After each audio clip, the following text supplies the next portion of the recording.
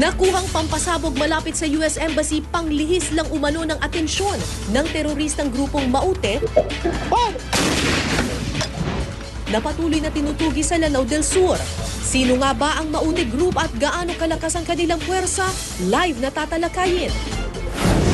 Senadora Laila De Lima nanindigang payo at hindi utos ang sinabi niya kay Ronnie Dayan na huwag dumalo sa pagdinig ng Kamara kaugnay sa droga sa Bilibid.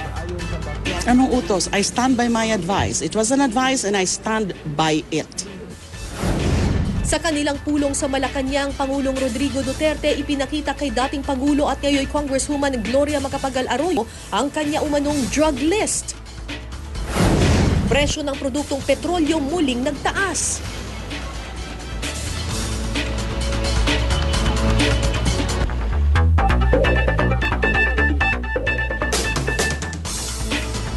Magandang umaga po. Doble ang pagbabantay ngayon ng National Capital Region Police Office o NCRPO kasunod ng natagpo ang Improvised Explosive Device o IE.